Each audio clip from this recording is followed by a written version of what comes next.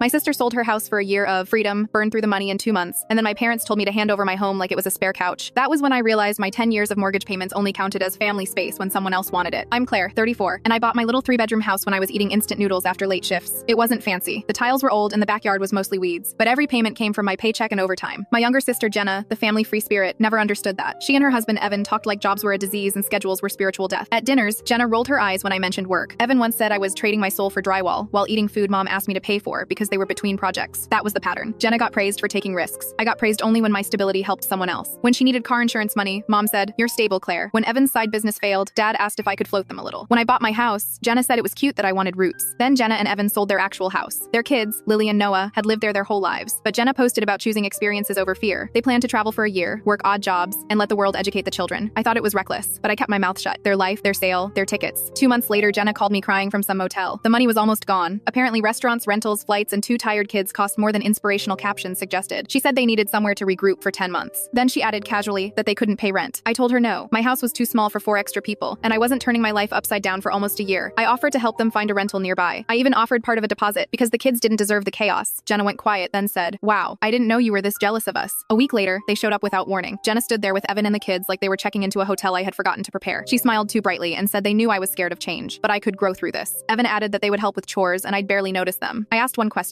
what happens after 10 months? Jenna looked at Evan. Evan looked at the floor. Then she said they might go back on the road if they found cheap flights, but they needed my place while they figured out their next move. That was when my patience cracked. They weren't asking for emergency shelter. They were asking me to sponsor the pause button on their fantasy. I said no again. Jenna crossed her arms and said, "You have 3 bedrooms and no family. What are you using all this space for?" I stared at her in the doorway. I had painted myself after a double shift. Behind her, Lily tugged on a suitcase zipper. Noah held a stuffed dinosaur and looked at my hallway like he'd already been told this was his new home. Jenna had brought the kids to make my answer harder. That hurt more than the insult. I said, "I'm using it to live in." Evan snapped that I had always been selfish. Jenna said family helped family. I told them family did not sell a house, take a vacation, spend the money, and then punish the person who made a different choice. Jenna's face changed. "So you're just going to let your niece and nephew suffer?" she said, loud enough for my neighbor's dog to bark. I opened the door wider, not to invite them in, but to make the exit obvious. "No," I said. "Their parents are going to make a plan." They left furious. By dinner, my phone was full of messages. Mom said I didn't understand experiences. Dad said I had always had it easy. A cousin called me cruel. Everyone kept repeating the same sentence: family helps family. So I sent one group message. I listed what Jenna had asked for: 10 months, 4 people, no rent, no end plan, and possible future trips. I attached screenshots of my rental links, deposit offer, and Jenna calling me jealous. Then I wrote, "My house is not the refund policy for their vacation." The chat went quiet. Then Jenna exploded. She said I embarrassed her. Evan said I had poisoned the family. Mom asked why I had to be so cold. I told her cold was selling your children's home with no backup plan, then arriving at mine with suitcases and calling it love. My parents tried one more time, saying I could still fix everything if I just opened my home. I told them the house was already fixed. I had spent 10 years doing that. Then I muted the family chat, locked my front door, and sat in my kitchen with the keys beside my coffee. Nobody was moving in.